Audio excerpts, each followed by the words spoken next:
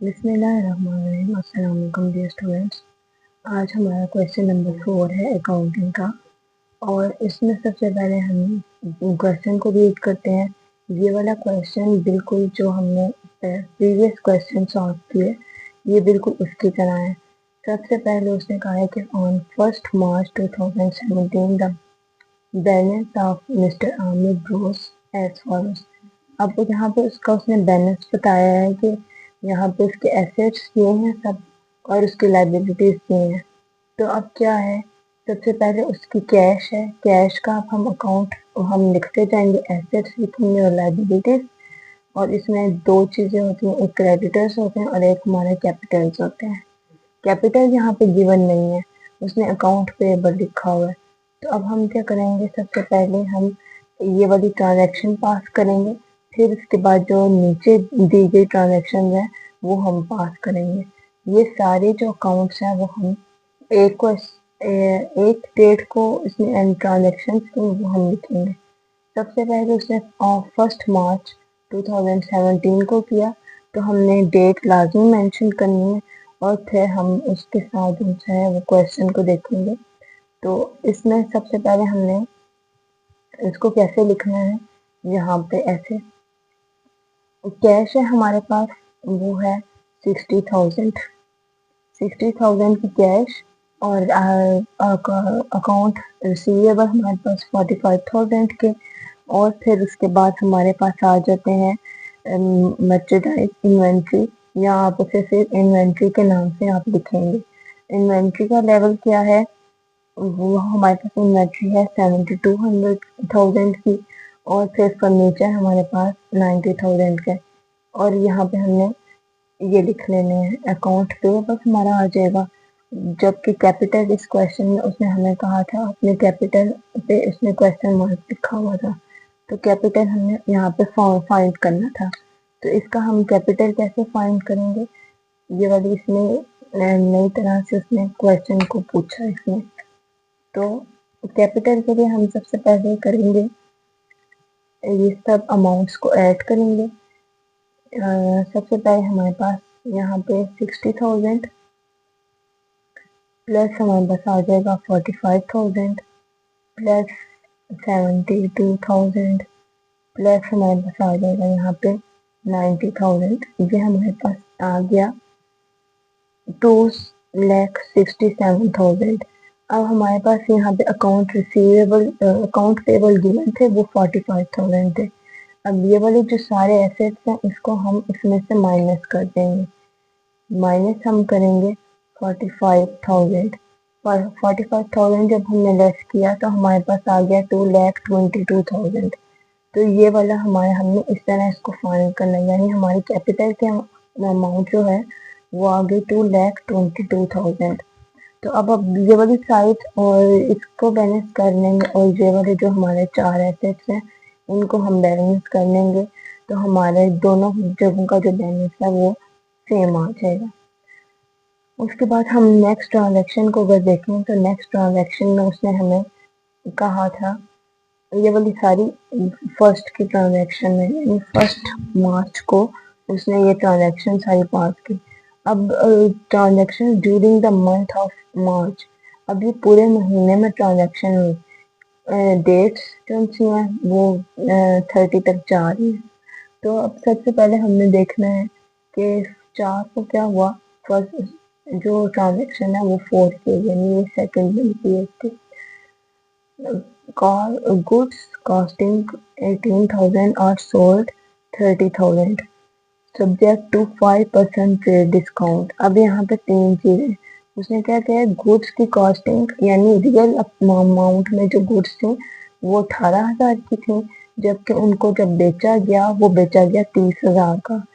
तो उस पे क्या है, 5% ट्रेड डिस्काउंट है। तो अब इसको देखते हैं कि इसमें हमने क्या करना है। यहाँ पे हमारे पास आ जाएगा, हमने लिख लेना है सबसे पहले यहाँ पे डेट लिखनी है, यानी 4 को ये ट्रांजैक्शन पास हुई। 4 में हम इसको कैसे सॉल्व करेंगे, सबसे पहले हम लिखेंगे जो इन्वेंट्री थी वो थी 18,000 की। 18,000 की उसकी रियल प्राइस थी। तो अब हमने क्या करना है, और उसने कहा था हमें कि उसने बेची 30,000 की है। तो अब जितने पे उसने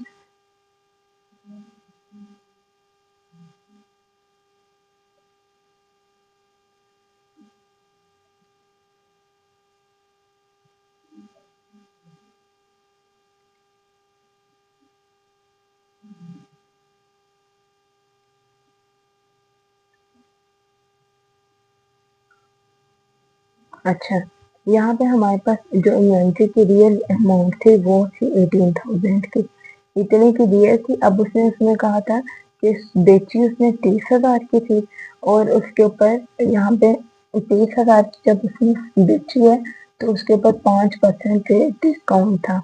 तो अब जब हमने इस क्वेश्चन को करना है, इसमें हमने तीन चीजें निकालनी है, इसका डिस्काउंट भी निकालना है कि कितना डिस्काउंट उसको मिला था जब उसने चीजों को बेचा।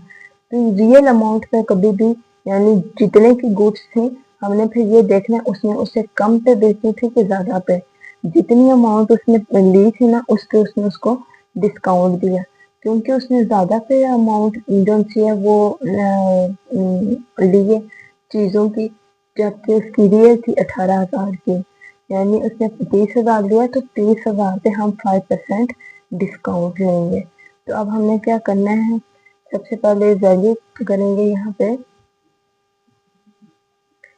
30,000 मल्टीप्लाई हम करेंगे इसको 5%, हमने इसका डिस्काउंट लेंगे, ये आ गया 1500। इसको लेस कर देंगे 30,000 में से। 30,000 में से इसको जब हमने लेस करना है तो हमारे पास आ जाएगा, एक मिनट, हमारे पास यहाँ पे जो वैल्यू आ जाएगी वो आ जाएगी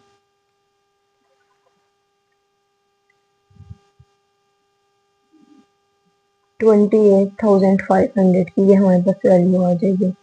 और फिर हमने उसके बाद क्या करना है, यहाँ पे हमारे पास इतनी वैल्यू आ गई। तो अब हमने देखना है इसका फर्क कितने का हुआ। वो इसलिए क्योंकि उसे जो है इस पे प्रॉफिट उसने अर्न किया है, यानी जो जब उसका इफेक्ट उसके प्रॉफिट पे पड़ेगा तो इससे क्या होगा, उसका प्रॉफिट जो है वो इंक्रीज हो जाएगा।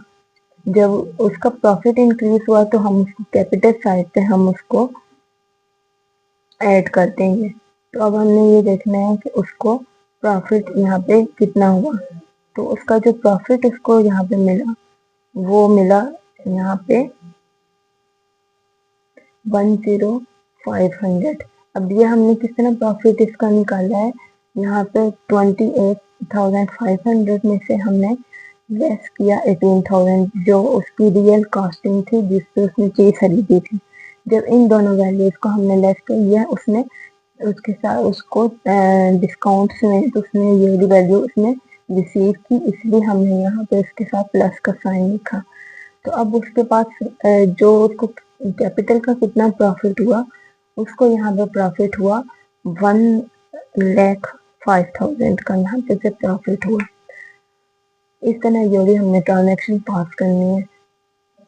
इसके बाद आगे आ जाता है हमारा 10 को उसने कौन सी ट्रांजेक्शन पास की है, उसने कहा है office supply of 15,000 are purchased by हुरम ट्रेडर्स। उसने क्या किया, ऑफिस सप्लाई उसने परचेज की है।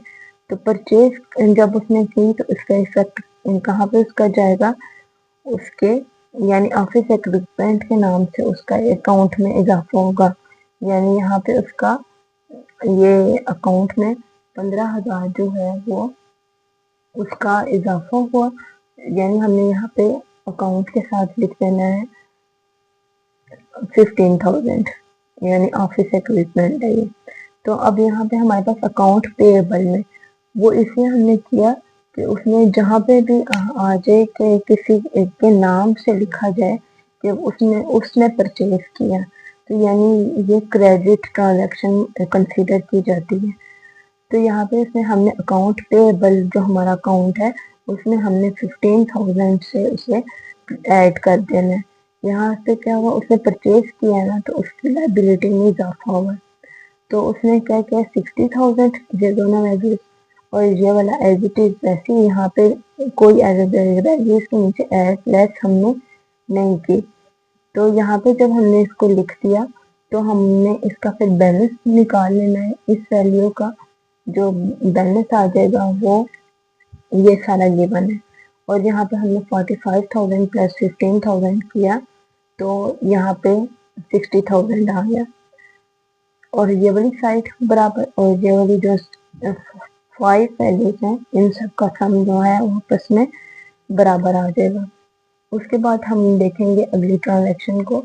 उसने इसमें कहा कि half of the account payable on 1/3/2017 are paid. यानी इसमें क्या किया, उसने हाफ जो सी है वैल्यू वो पे की है। यानी उसकी जो 1 मार्च को जो उसके अकाउंट पेएबल थे वो थे 45,000 के। तो उसने अब क्या है कि उसने हाफ पे किए हैं। तो जब हम हाफ पे करते हैं तो उसकी वैल्यू हमारे पास कितनी आती है, हाफ जब हमने किसी चीज का निकालना हो तो हम निकालते हैं। यहाँ पे हमारे पास 45,000 है, इसे डिवाइडेड बाय 2 करेंगे। यहाँ पे ऐसे ये वाली वैल्यू 45,000 डिवाइडेड बाय 2 ये आ जाएगी 22,500। तो अब यहाँ पे हमने क्या करना है, उसने हाफ अमाउंट पे कर दी। इससे क्या हुआ, उसका जो कैश है वो कम हो गया। यहाँ पे फर्स्ट कॉलम उसका कैश का है और दूसरा कॉलम उसका लाइबिलिटी का है। यानी उसकी लाइबिलिटी डिक्रीज हो गई और उसका कैश कम हो गया। दो इसका इफेक्ट पड़ा है। तो अब ये वाली वैल्यू जब हम इसमें से लेस कर देंगे तो हमारे पास 66,000 आ जाएगा। और फिर उसके बाद यहाँ अकाउंट पेएबल में से जब ये वैल्यू लेस करेंगे तो 37,500। तो अभी इन दोनों वैल्यूज को फिर हमने इक्वल कर लेना है। अब उसके बाद हमारे पास आ जाता है 24 डेट। जहाँ पे डेट्स आपको गिवन हो वहाँ पे आपने ट्रांजैक्शन के साथ डेट लाजमी मेंशन करनी है। डेप्रिसिएशन ऑफ फर्नीचर 4500, यानी 4500 की उसमें डेप्रिसिएशन है उस पर फर्नीचर पे है।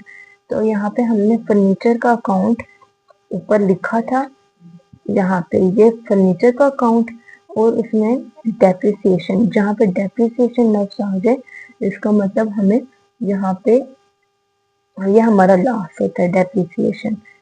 अब यहाँ पे डेप्रिसिएशन हुई तो हमने फर्नीचर में से जो है वो फर्नीचर से इसे लेस करना है। दूसरा हमने इसको जो सा लेस करना है वो हमने कैपिटल में से लेस करना है। कैपिटल में से क्यों लेस करना है, क्योंकि ये एसेट होता है और कैपिटल में से ये उसको लॉस हो रहा है, इसलिए ये वाली वैल्यू उसमें से लेस की 54,000 वैसे ही आ जाएगा। और फर्नीचर की जो अमाउंट है उसमें से हमने 4500 जो है वो लेस कर देना है। इनका फिर सम आपस में इक्वल आ जाएगा। उसके बाद हम अब नेक्स्ट ट्रांजैक्शन की तरफ अगर जाएं तो हमने डेट देखनी है। डेट उसने की 24 तारीख को, ये वाली ट्रांजैक्शन हो गई। अब 25 को उसने किया ₹21,000 received from account receivable. Account receivable से उसे ये रकम वसूल हुई। तो उससे क्या हुआ, उसका एक एसेट में इजाफा हो गया, दूसरा उसके अकाउंट रिसीवेबल कम हो गए। वो कैसे कम हो गए, यहाँ पे ये एसेट यानी ये हमारी कैश थी, कैश का अकाउंट, तो उसमें क्या हुआ, उसका कैश में इजाफा हो गया, अकाउंट रिसीवेबल उसके कम हो गए। तो यहाँ पे आ गया, इसका हमने बैलेंस कर लेना है जे वाली वैल्यू, और इसको हमने आपस में बराबर आंसर आ जाएगा जब इसको कैलकुलेट करेंगे। आगे हमारे पास आ जाती है 28 को। 28 को उसने किया परचेज गुड्स फॉर कैश। उसने कैश की गुड्स खरीदी 15,000 की। 15,000 की उसने गुड्स खरीदी सब्जेक्ट टू 5% ट्रेड डिस्काउंट। तो अब उसे क्या हुआ, उसके ऊपर उसको 5% जो है उसे ट्रेड डिस्काउंट मिला। तो अब हमने सबसे पहले डिस्काउंट कैलकुलेट करना है कि डिस्काउंट उसको कितने का हुआ। तो अब यहाँ पे हमने क्या करना है, यहाँ पे हमारे पास कैश में और गुड्स में, क्योंकि गुड्स उसने परचेज की थी ना, तो यहाँ पे जो हमने गुड्स का अकाउंट बनाया उसमें से हम उसको यानी इन्वेंट्री या गुड्स आप उसको लिख सकते हैं। तो यहाँ पे हमारा उस कैश इसका इंक्रीज हो जाएगा, उसका कैश इंक्रीज हो जाएगा 14,250 से। वो कैसे होगा, उसके पास अमाउंट थी 15,000 की, 15,000 और उसके ऊपर ट्रेड डिस्काउंट उसको था 5%। 5% उसको यहाँ पे ट्रेड डिस्काउंट था, ये वैल्यू आ गई। अब इसमें से 15,000 माइनस करेंगे आंसर, तो कितना आया 14,250।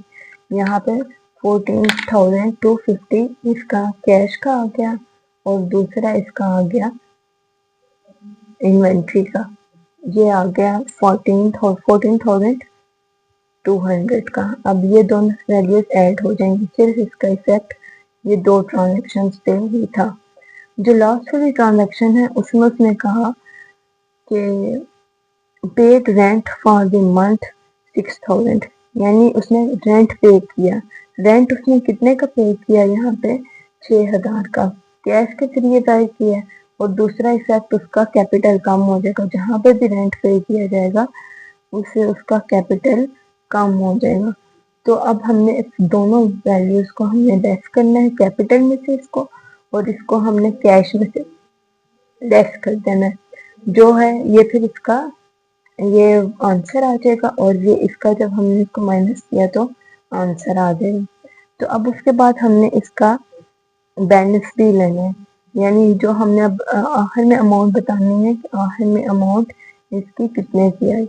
अब इस वैल्यूज को अगर हम ऐड करें तो सबसे पहले हमारे पास है 3,750 प्लस 24,000 प्लस हमारे पास ये 68,250